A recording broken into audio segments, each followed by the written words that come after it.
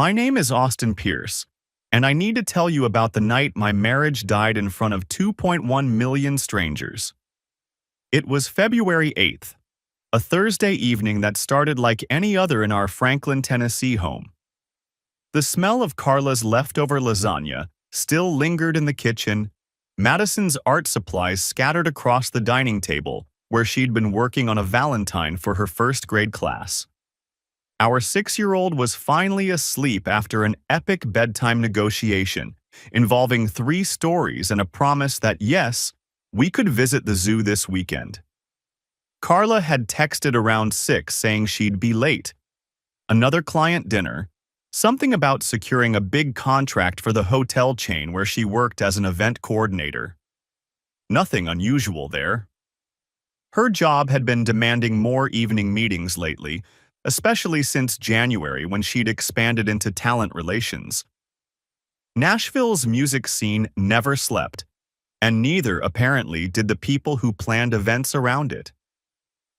I settled into our leather sectional with my laptop, intending to review some security protocols for my healthcare tech company.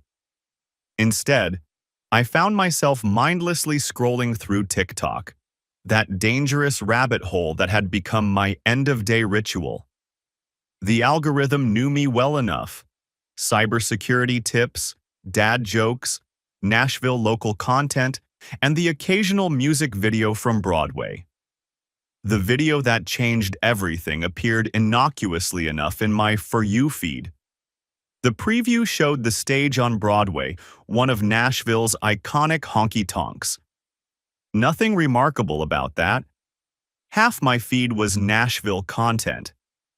But something made me tap to watch. 2 people stood on the small stage, bathed in warm amber lighting. The woman wore a flowing black dress that hugged her curves, her dark hair cascading over one shoulder.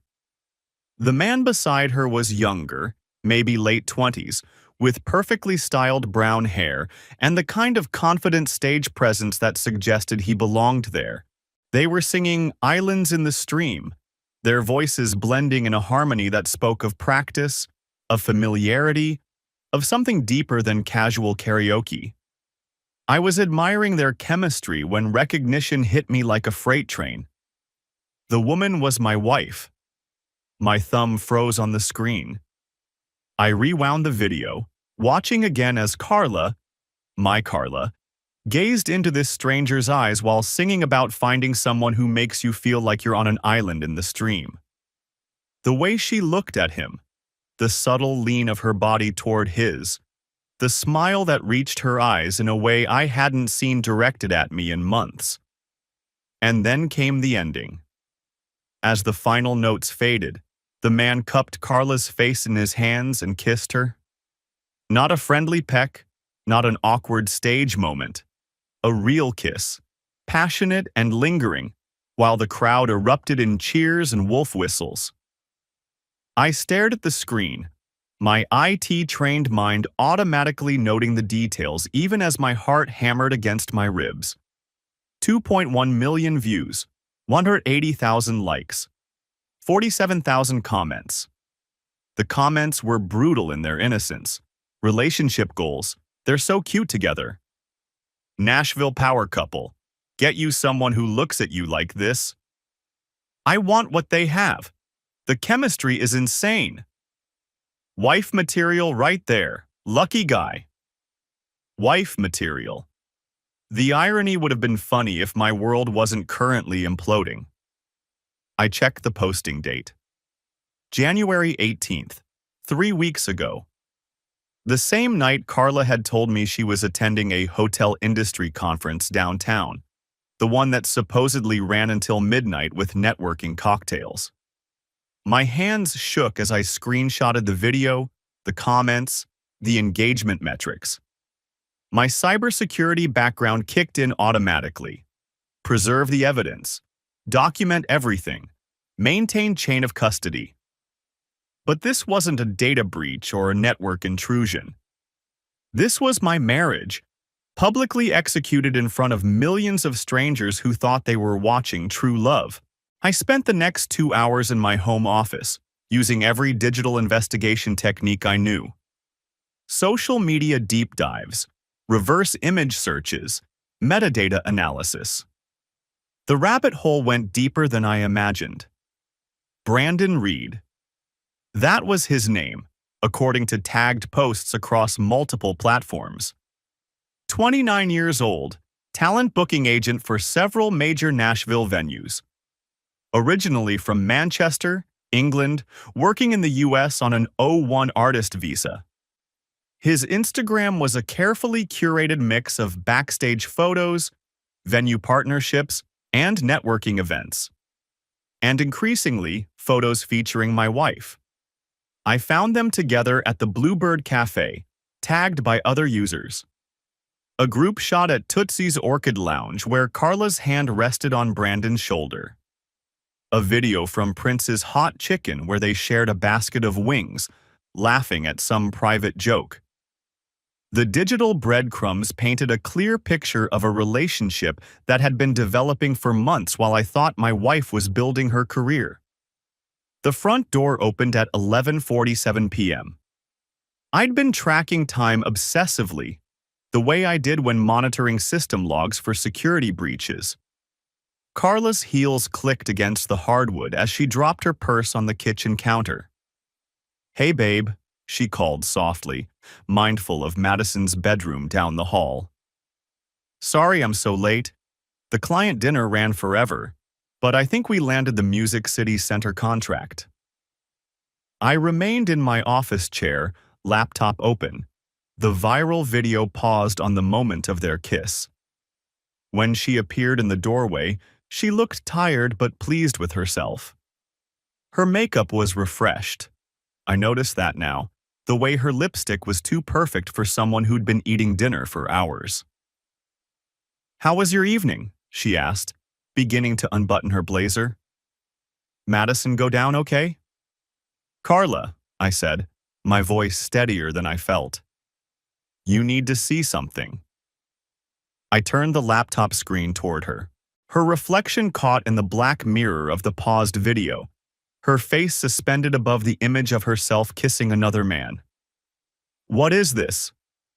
Her voice was carefully neutral, but I caught the flash of panic in her eyes. "You tell me. You're in a viral TikTok video. 2.1 million views and counting. Singing a love duet with someone who definitely isn't your husband. Kissing him at the end while a crowd cheers." I pressed play. We watched together as her digital doppelganger gazed adoringly at Brandon Reed, as their voices harmonized, as they kissed with the passion of lovers who thought their secret was safe in a darkened honky-tonk. When it ended, the silence stretched between us like a chasm. "Austin, I can explain." "Can you?" "Because I've got the date right here. January 18th. The night you claimed to be at a hotel industry conference. The night you said ran until midnight with networking cocktails." I scrolled to the comments section. "Except instead of networking, you were performing for strangers who think your relationship goals. Look at this. 47,000 comments from people celebrating your chemistry with this guy." Carla sank into the chair across from my desk, her face pale in the blue light of the laptop screen. "It's not what it looks like." "Really? Because it looks like my wife of 8 years singing love songs and kissing another man in front of millions of people. What exactly am I misunderstanding?" "Brandon he's a business contact, a booking agent. I work with him on talent acquisition for events." "Business contact." I opened another browser tab, showing her the compilation of photos I'd found. "Is this business too? And this? And this one where his hand is on your lower back at the Ryman?" Each image was a punch to the gut, but her reaction told me everything. The way her shoulders sagged, the defeat creeping into her posture. She knew she was caught, and worse, she knew the evidence was public. "How long?" I asked quietly. "Austin." "How long, Carla? The photos go back to October. 4 months of lies. 4 months of you coming home to Madison and me after… what? After dates? After hotel rooms? After falling in love with someone else? She was crying now, but they felt like tears of frustration rather than remorse. You don't understand the pressure I'm under at work. The networking requirements, the social expectations. Don't! I closed the laptop, the room plunging into darkness except for the hallway light. Don't make this about work pressure. This video shows someone who's happy, Carla. Genuinely happy in a way I haven't seen you look at me in years. That's not networking. That's not career advancement. That's you in love with someone else. She was quiet for a long moment. When she spoke, her voice was barely a whisper. What happens now? I don't know. But I do know that 2.1 million people have watched my wife kiss another man, and that number is going up every minute. Whatever we do next, we're doing it in public. I left her in the office and went to check on Madison, who was sleeping peacefully in her room, unaware that her world was about to change. Her nightlight cast gentle stars across the ceiling, and I found myself thinking about how to protect her from the digital storm that was coming. Because the thing about viral content is that it never really goes away. Screenshots live forever.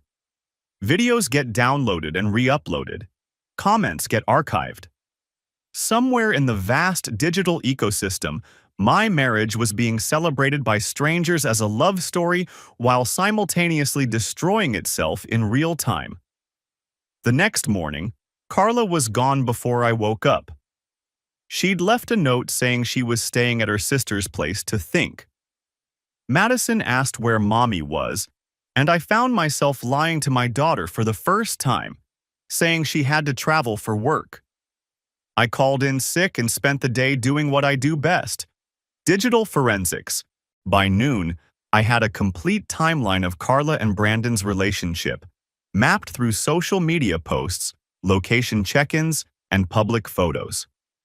The evidence was damning, and more importantly, it was permanent. The video had been shared across platforms: Instagram Reels, YouTube Shorts, Twitter clips, each with their own comment threads, their own audience celebrating what they saw as authentic Nashville romance. The stage on Broadway's official accounts had featured it prominently, and other Nashville venues were sharing it as an example of their romantic atmosphere. That afternoon, my phone rang. Rebecca Martinez, a family attorney I'd found through online research, specializing in cases involving social media evidence. Mr. Pierce? I received your inquiry about representation. I have to say, in 15 years of family law, I've never seen documentation quite like this. A viral video with millions of views essentially serves as public testimony. Are you looking to proceed with divorce proceedings?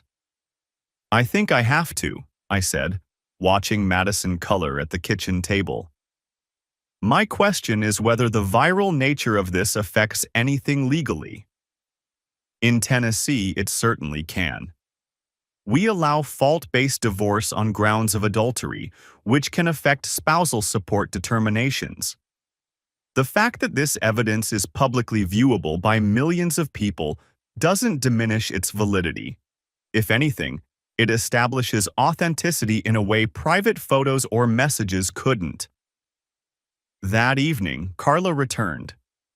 She looked exhausted, her usual put-together appearance replaced by wrinkled clothes and smudged makeup. Madison ran to hug her, and for a moment, we were a family again. Then reality reasserted itself.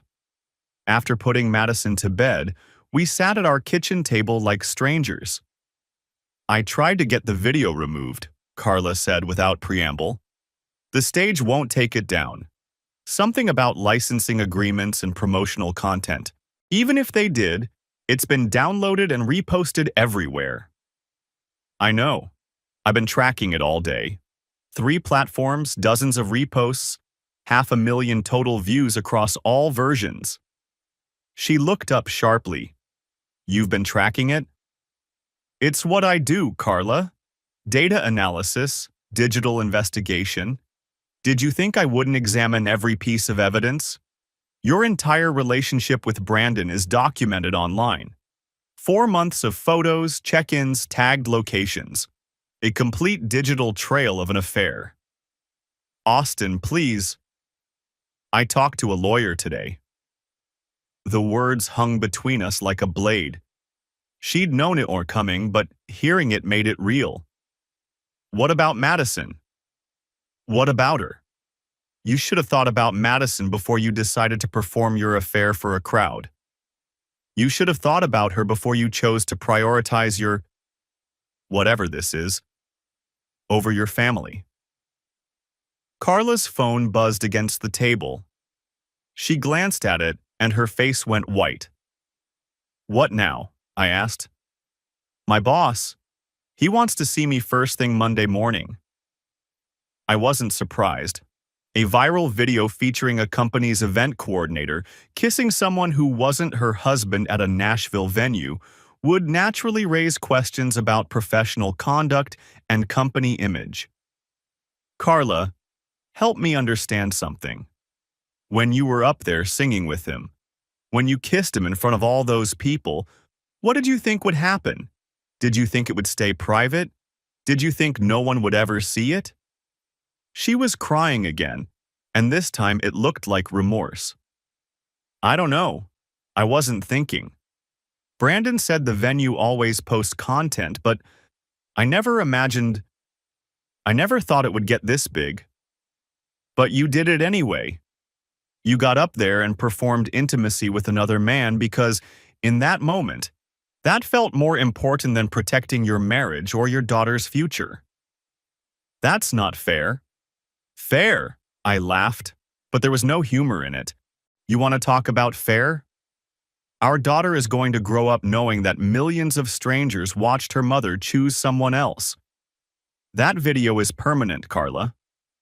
When Madison is old enough to Google her parents, she's going to find footage of the night her family fell apart, complete with comment threads celebrating how perfect you and Brandon look together.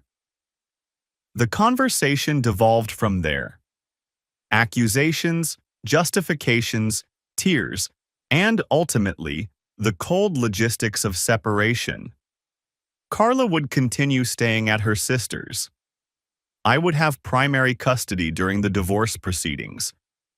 We would somehow explain to Madison why Mommy wasn't living at home anymore. Monday morning brought news that complicated everything further. Carla's termination was swift and decisive.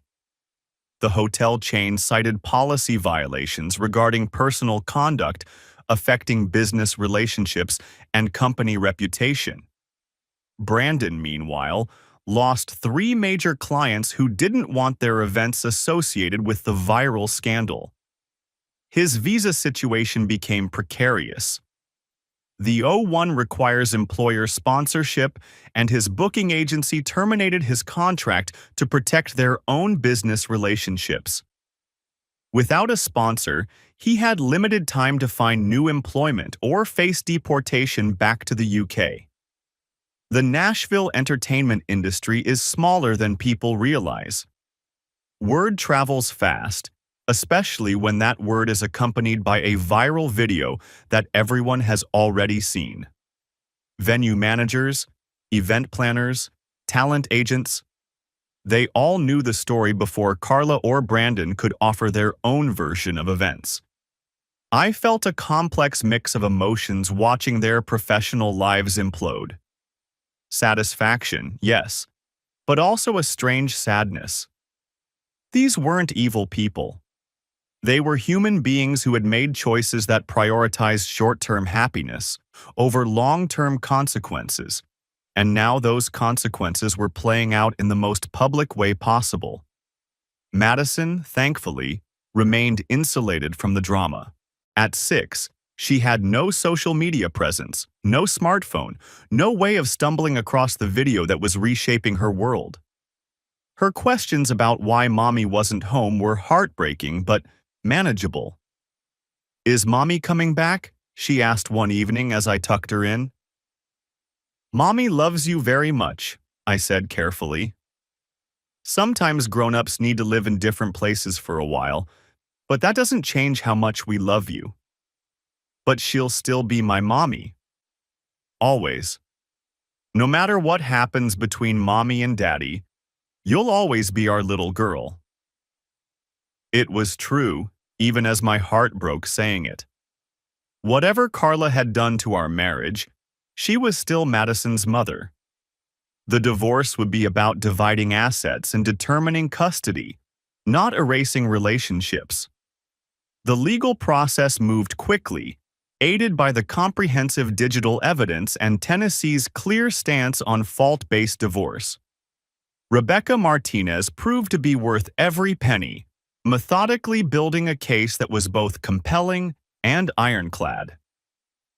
"I've seen couples try to hide affairs for months during proceedings," she explained during one of our meetings.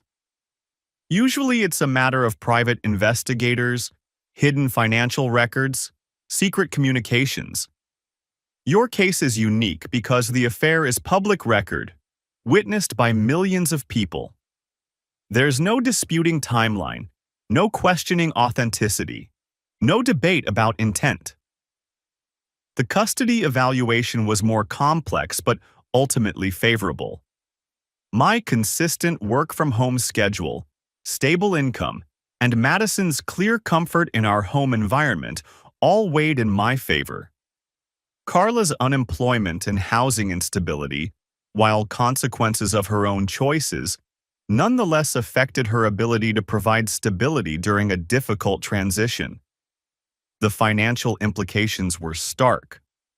Carla had lost an $85,000 salary, faced expensive legal representation she could barely afford, and had limited prospects in Nashville's tight-knit entertainment industry. Her professional reputation was permanently linked to the viral video, making it difficult to secure positions requiring client trust and corporate responsibility. Brandon's situation was even worse. His entertainment industry career was effectively over, at least in Nashville. The visa complications meant he was facing deportation unless he could quickly secure alternative sponsorship. His social media presence, once a professional asset showcasing his industry connections, now primarily featured the viral video that had destroyed his career. 3 months after the TikTok discovery, our divorce was finalized. I retained primary custody of Madison, kept our Franklin home, and received a favorable asset division. Carla was granted weekend visitation and minimal spousal support, with the court noting that her employment difficulties were largely self-inflicted consequences of conduct that violated both professional ethics and marital obligations. The community response was overwhelmingly supportive. Our neighbors, Madison's school, even my co-workers at the healthcare tech company rallied around us during the transition. There's something to be said for having clear digital evidence of wrongdoing. It eliminates the usual speculation and gossip that accompanies divorce proceedings. Madison adapted remarkably well to our new routine. Kids are resilient, and with consistent care and honest, age-appropriate communication, she adjusted to the reality of 2 homes and weekend visits with mommy. Her questions became less frequent and more focused on practical matters than emotional processing. The viral video, meanwhile, continued its digital life. 9 months later, it had accumulated over 3.2 million views across all platforms. New comments appeared regularly, often from people discovering it for the first time. The original posting date and location data remained intact, a permanent timestamp of the moment my marriage ended. Carla eventually found work in Memphis, far enough from Nashville to escape the immediate industry gossip, but close enough for regular visits with Madison. Event planning, but corporate rather than entertainment-focused. Lower salary, longer hours, a significant step backward in career trajectory. She seemed diminished whenever she picked up Madison, like someone trying to rebuild an identity from scattered pieces. Brandon disappeared from social media entirely after his visa was revoked. I heard through industry contacts that he'd returned to Manchester, working in a completely different field. The American dream that had brought him to Nashville's music scene was over, ended by a 3-minute video that captured a moment of passion and broadcasted it to the world. For me, the aftermath brought unexpected growth. My healthcare tech company promoted me to senior security analyst with a substantial salary increase. My crisis management during the personal drama, combined with my digital investigation skills, had impressed leadership in ways I hadn't anticipated. More importantly, I began dating again. Taylor Kim, a pediatric nurse at Vanderbilt Children's Hospital, understood both the demands of parenting and the importance of stability in a child's life. Our relationship developed slowly, with Madison's comfort and adjustment taking priority over romantic timelines. Madison adored Taylor from their first meeting. There was no competition with Mommy, no confusion about roles, just genuine affection for someone who brought laughter and warmth to our home. Taylor's medical background made her naturally attuned to children's emotional needs, and she never tried to replace Carla, but simply added joy to our daily routines. 1 year after the viral discovery, I was invited to speak at a cybersecurity conference about digital privacy and family protection. Standing at the podium, looking out at an audience of IT professionals, I reflected on the strange journey that had brought me there. The digital age has made privacy both more important and more difficult to maintain, I told them. Social media algorithms are designed to surface content that engages us, but sometimes that content reveals truths we weren't prepared to face. In my case, TikTok's For You page served up a video that saved my family by revealing a truth I needed to know. I talked about the technical aspects, metadata preservation, platform licensing agreements, the permanence of viral content. But I also shared the human element, the shock of recognition, the complexity of evidence gathering while emotionally processing betrayal, the importance of protecting children from digital exposure they couldn't understand. The video that ended my marriage had 2.1 million views when I discovered it, I concluded. Today, it has over 3.2 million. Somewhere in that data are lessons about authenticity, consequences, and the reality that in our connected world, private moments can become public testimony. The technology didn't create the problem. It simply revealed what was already there. That evening, Taylor and Madison met me at Madison's school tech fair, where I was volunteering as part of the technology committee. Madison had built a simple circuit board that made LEDs flash in patterns, and she was proudly explaining the basics of electrical flow to anyone who would listen. "My daddy knows all about computers," she announced to a group of classmates. "He keeps the bad guys from hacking into hospitals and protects people's information." Taylor smiled at me over Madison's head. "Your daughter is going to be an engineer."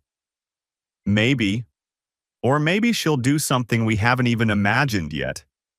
Technology changes so fast. "Do you ever regret it?" Taylor asked quietly. "The way everything happened? The public nature of it all?" I considered the question, watching Madison demonstrate her circuit to another parent. I regret that it was necessary. I regret that Madison will grow up knowing her parents' marriage ended publicly. But I don't regret learning the truth. even though it came through a viral video. And if the video had never been posted, if you'd never seen it, then I'd probably still be married to someone who was living a double life. Madison would be growing up in a household built on deception. Maybe that's worse than growing up knowing her father fought for honesty and stability. We walked home through Franklin's quiet streets, Madison skipping ahead while Taylor and I followed hand in hand. The February air carried hints of spring, and I found myself thinking about new beginnings and second chances. That night, after Madison was asleep and Taylor had gone to her own apartment, I sat in my home office, the same room where I'd first watched my marriage dissolve in digital format. The viral video was still out there, still accumulating views and comments, a permanent monument to the night everything changed. I didn't watch it anymore. There was no point in revisiting that moment of discovery, that shock of recognition when I realized the woman singing love songs to another man was my wife. The important thing was what came after, the choice to pursue truth over comfortable denial, stability over the chaos of ongoing deception. My phone buzzed with a text from Taylor. "Had such a nice time tonight. Madison is incredible and watching you two together makes me happy. Sweet dreams." I smiled, typing back, "Thank you for being part of our story. The best chapters are still being written." Outside, Nashville's skyline glittered in the distance, the city's music continuing its eternal rhythm. Somewhere in those honky-tonks and venues, other people were making choices that would ripple through their lives in ways they couldn't imagine. Some of those choices would remain private, forgotten moments in darkened bars. Others would be captured, shared, and transformed into viral content that outlived the emotions that created them. The digital age had given me evidence of betrayal, but it had also given me tools for building something better. My cybersecurity skills had protected my interests during the divorce. Social media had introduced me to Taylor through mutual friends.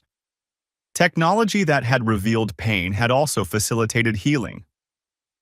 Madison's voice came softly from her bedroom. "Daddy, can you check on me?"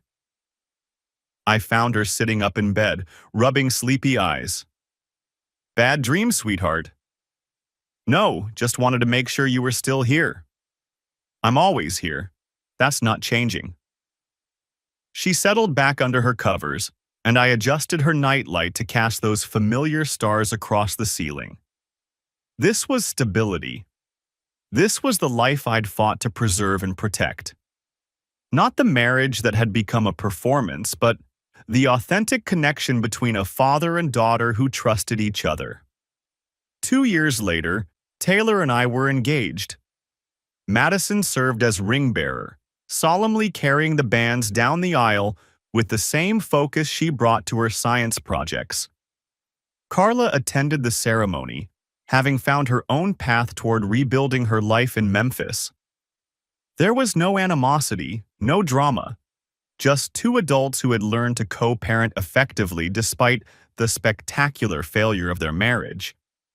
The viral video still existed, though it rarely appeared in anyone's feed anymore. The algorithm had moved on to newer content, fresher scandals, different stories of love and betrayal and human complexity, but it remained accessible to anyone who searched for it, a digital artifact of a moment when private choices became public entertainment. Sometimes, late at night, I wondered what would have happened if that video had never been filmed, or if the venue hadn't posted it, or if TikTok's algorithm had served me different content that February evening. Would I have discovered the affair through other means? Would it have continued indefinitely? Would Madison have grown up in a household where one parent was living a lie? The questions were unanswerable and ultimately irrelevant. The video existed, the truth was revealed, and the consequences had played out according to choices made by all parties involved. What mattered was the life we'd built afterward. Honest, stable, and grounded in authentic connections rather than digital performance. Madison, now 8, had inherited both my analytical mind and Carla's social intelligence. She approached problems methodically but understood people intuitively. When her friends asked about her parents' divorce, she explained matter-of-factly that sometimes grown-ups make mistakes and have to live separately. But that didn't change how much they loved their children. "Do you miss Mommy and Daddy being married?" I asked her once, during one of our regular check-ins about her emotional state. "Sometimes," she said thoughtfully, "but I like that you're happy now. And I like Taylor. And Mommy seems happier too when she visits. Maybe everyone is better this way." Out of the mouths of babes. Madison had processed the family reorganization with remarkable wisdom, accepting that love could take different forms and that sometimes difficult changes led to better outcomes. The Nashville music scene had moved on as well. The stage on Broadway still featured karaoke nights, though they'd implemented stricter policies about filming performances without explicit consent. Other venues had followed suit, recognizing that viral content could be a double-edged sword for both businesses and customers. Brandon's story reached me through industry contacts occasionally. He'd eventually found work in Manchester's growing music scene, building a new career foundation far from the viral video that had destroyed his American opportunities. There was something to be said for geographic fresh starts, for the ability to rebuild identity in places where your past mistakes weren't constantly referenced. Carla had found similar renewal in Memphis. Her event planning business was smaller scale but successful, built on corporate clients who value discretion and professionalism over entertainment industry connections. She'd learned to compartmentalize her work and personal life, understanding finally that professional networking shouldn't include romantic entanglements that could compromise both spheres. For my part, I'd become something of an expert on digital privacy and family protection, speaking regularly at conferences and consulting with other parents navigating the complex intersection of technology and personal life. The irony wasn't lost on me that the public destruction of my marriage had led to a career helping others protect their private information. The internet never forgets, I would tell audiences, but humans can learn to forgive, to rebuild, to create new stories that overshadow old mistakes. The key is understanding that in the digital age, authenticity isn't just morally preferable, it's practically necessary. The truth will come out eventually, so you might as well build your life on honest foundations. 3 years after the viral discovery, Madison asked to see the video. She was old enough to understand basic concepts of marriage and divorce, and she'd heard references to it from classmates who'd overheard parent conversations. We sat together in my office, the same room where I'd first discovered Carla's affair. Madison watched solemnly as her mother sang and kissed another man, her young face serious with concentration. "That's why you got divorced?" she asked when it ended. "That's when I learned that Mommy was in love with someone else. The divorce happened because we couldn't figure out how to be married after that." "Were you sad?" "Very sad, but also relieved to finally understand why Mommy seemed unhappy at home." Madison nodded thoughtfully. "I'm glad you found out. Otherwise, you might never have met Taylor, and I really like our family now." Her acceptance was both heartbreaking and healing. She'd processed the video not as a betrayal or scandal, but as a piece of family history that had led to current happiness. Children's resilience never ceased to amaze me. The video itself had become a case study in several academic contexts. Media studies professors used it to discuss viral content creation and platform algorithms. Legal scholars referenced it in papers about digital evidence in family law. Psychology researchers cited it in studies about social media's impact on relationship dynamics. None of these academic discussions captured the human reality of watching your marriage end in real time. But they served important purposes in helping others understand the broader implications of our connected world. If my personal pain could contribute to knowledge that helped other families navigate similar challenges, perhaps there was meaning in the public nature of our private catastrophe. Taylor and I married in the same church where Carla and I had exchanged vows 8 years earlier. The symbolism was intentional, not an erasure of the past, but an affirmation that spaces could hold multiple stories, that endings could become beginnings, that love could triumph even after betrayal. Madison walked me down the aisle, having declared that she wanted to give Daddy away, just like fathers traditionally did for daughters. Her small hand in mine provided strength and perspective as we approached the altar where Taylor waited, radiant in a simple white dress that reflected her unpretentious nature. The ceremony was small but meaningful, attended by family and friends who had supported us through the difficult transition years. Carla's presence was a gift to Madison, demonstrating that adults could prioritize children's needs over their own discomfort. During the reception, my best man, a cybersecurity colleague who had supported me through the divorce, gave a toast that captured the journey perfectly. They say the internet is forever, and that's true. But what's also true is that humans are remarkably good at writing new stories, at creating fresh chapters that overshadow previous ones. Austin's first marriage ended publicly, but his second marriage is beginning with the same publicity: celebration instead of scandal, joy instead of betrayal. The medium didn't change, but the message is completely different. As Taylor and I danced to our first song, At Last, by Etta James, I reflected on the strange path that had led to this moment.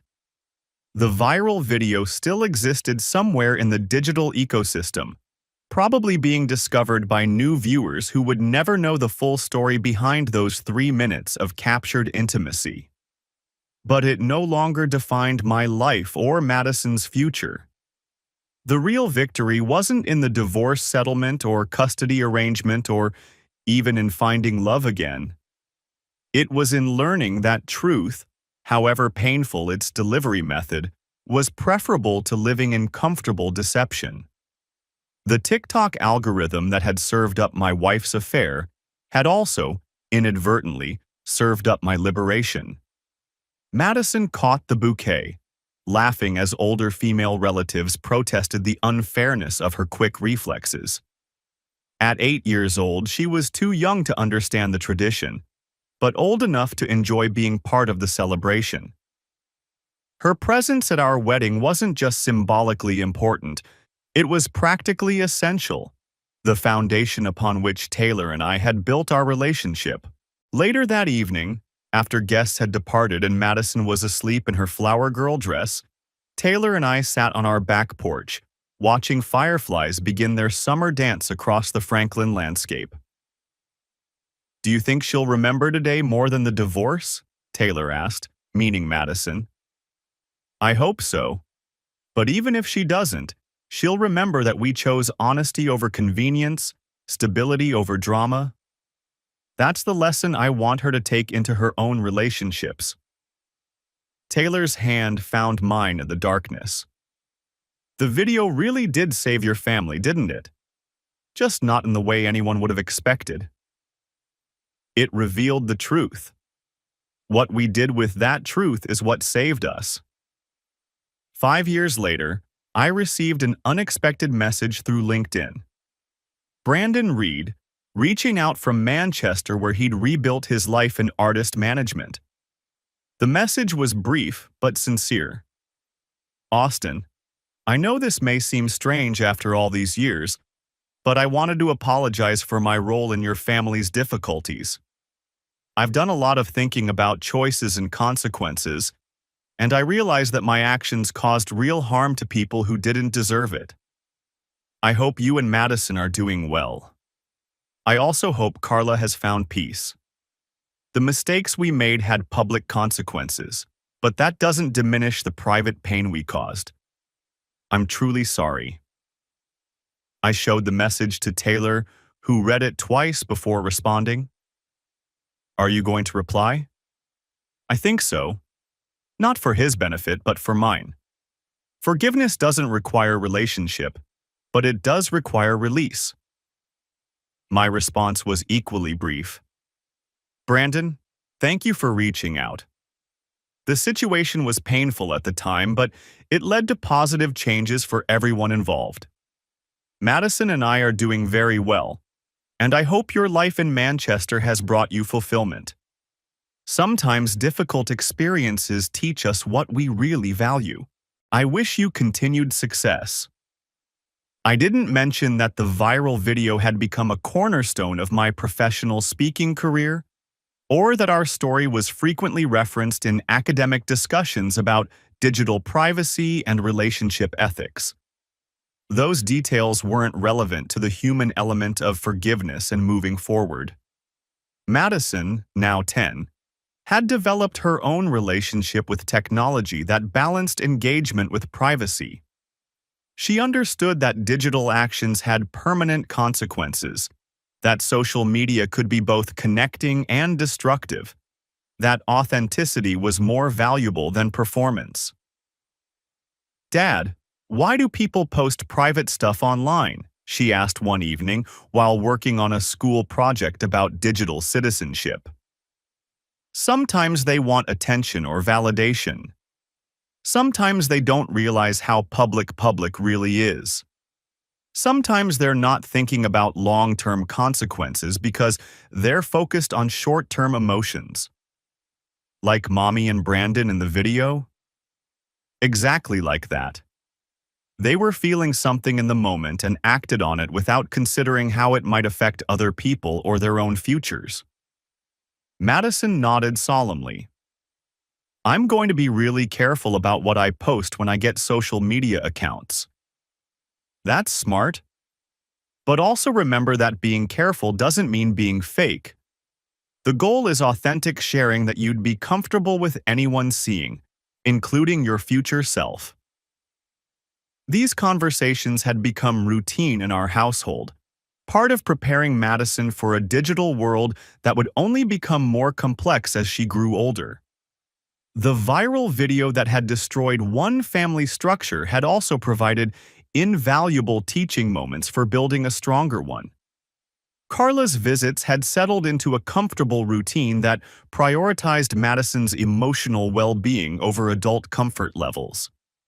She and Taylor maintained polite, cooperative communication focused on scheduling and Madison's needs. There was no friendship, but there was functional co-parenting that allowed Madison to love both her mothers without conflict. During one particularly successful weekend visit, Madison returned home excited about a science museum trip she'd taken with Carla in Memphis. Mom says she's proud of how smart I am, and that I get my brain from both of you, she reported. She also says Taylor is really good for our family. It was progress. Carla's acknowledgement that her daughter's happiness was more important than any lingering resentment or awkwardness about the new family structure. Growth was possible, even after public failure, when people prioritized the right things. The Nashville music scene continued evolving, with new technologies creating fresh opportunities for both connection and complication. Live streaming, social media integration, and user-generated content had become standard features of entertainment venues, each carrying the potential for both promotion and embarrassment. The stage on Broadway, where the original video had been filmed, now featured prominent signage about recording policies and consent requirements. Other venues had followed suit, recognizing that customer privacy was as important as promotional content for long-term business success. My cybersecurity work had expanded to include consulting for entertainment venues about digital privacy and content management. The irony was rich. The industry that had inadvertently destroyed my marriage now paid me to help them protect other people's privacy.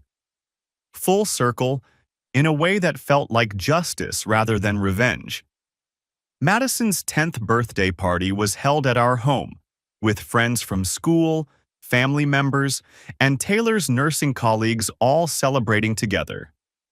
Carla attended, bringing a thoughtfully chosen gift and participating in the festivities without drama or awkwardness.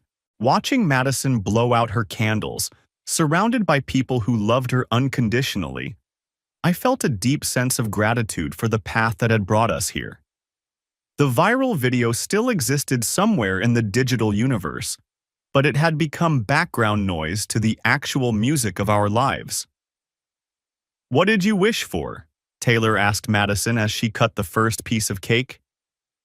"I can't tell you, or it won't come true," Madison replied seriously. "But it's something good for everyone I love."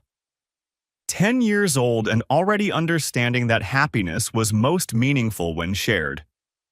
Whatever challenges the future brought, Madison was equipped with wisdom that went far beyond her years, forged through experience but tempered with love and stability. That evening, after guests had departed and Madison had gone to bed clutching her new microscope from Taylor, I found myself back in my office, not seeking out the viral video, but simply reflecting on the journey it had initiated.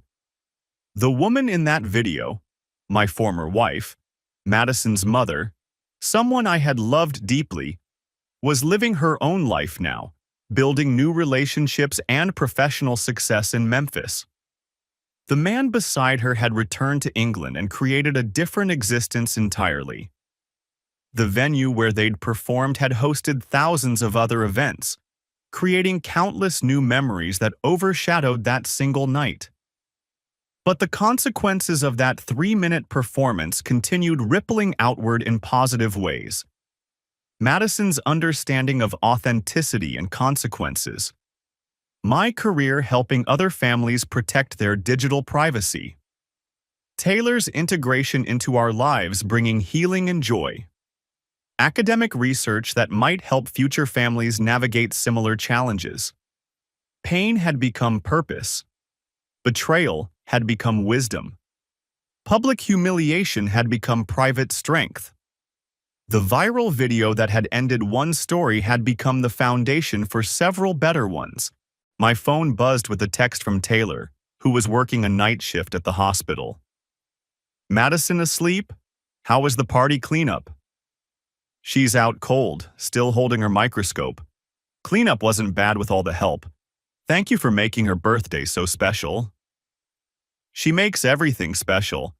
Can't wait to see what she discovers with that microscope. Love you both." "Love you too. See you in the morning."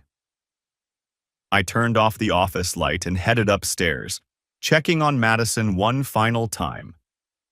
She was indeed asleep with her arms wrapped around the microscope box, her face peaceful in the glow of her star-patterned nightlight. Tomorrow, she would begin exploring the invisible world of cells and microorganisms, approaching the unknown with curiosity rather than fear. In the master bedroom, I prepared for sleep while reflecting on the strange journey that had brought us to this place of contentment. The viral video continued its digital existence, discovered occasionally by new viewers who saw only a romantic moment between strangers. They couldn't know the full story. The marriage it ended, the family it initially fractured, the healing it ultimately enabled. But perhaps that was appropriate. Social media showed fragments, not complete narratives. Moments, not life cycles. The 3 minutes of singing and kissing that had gone viral represented one choice, one night, one consequence. The years of rebuilding, growth, and new love that followed weren't captured in any video, but they were more real and more important than anything the algorithm could surface. As I drifted towards sleep, I thought about Madison's birthday wish. Something good for everyone she loved. At 10 years old, she understood that happiness was interconnected, that her well-being was tied to the well-being of all the adults in her life. Whatever she had wished for, it was probably already coming true in ways she couldn't yet recognize. The viral video had taught us that private moments could become public entertainment, that choices had consequences beyond immediate circumstances, that authenticity was more valuable than performance. But the real education had come in the years afterward, learning that families could be rebuilt stronger than before, that love could triumph over betrayal, that truth was always preferable to comfortable deception. The algorithm that had served up my wife's affair had also, inadvertently, served up my salvation. Not through the pain of discovery, but through the choices we made in response to that pain. Technology had revealed the problem, but human wisdom had created the solution. And somewhere in the vast digital ecosystem, the video continued its existence. 3 minutes of captured intimacy that had changed 4 lives forever, though probably not in ways any of the participants had anticipated when they took that stage to sing about islands in the stream. Sometimes the internet shows you exactly what you need to see, even when it's the last thing you want to discover. The key is what you do with that information once you have it. In our case, we chose truth over denial, stability over chaos, authenticity over performance. The viral video that ended one story became the foundation for several better ones. Not because the technology was magical, but because humans are remarkably resilient when they prioritize the right things. Madison stirred in her sleep, murmuring something about microscopes and birthday cake. Tomorrow would bring new adventures, new discoveries, new opportunities to build the kind of family that valued honesty over convenience. The past was preserved in digital amber, but the future remained unwritten, full of possibilities that no algorithm could predict or control. That was perhaps the most important lesson of all, that while the internet never forgets, humans never stop growing, changing, and creating new stories that overshadow old mistakes. The viral video existed forever, but so did love, forgiveness, and the capacity for renewal. And in the end, that's what really mattered.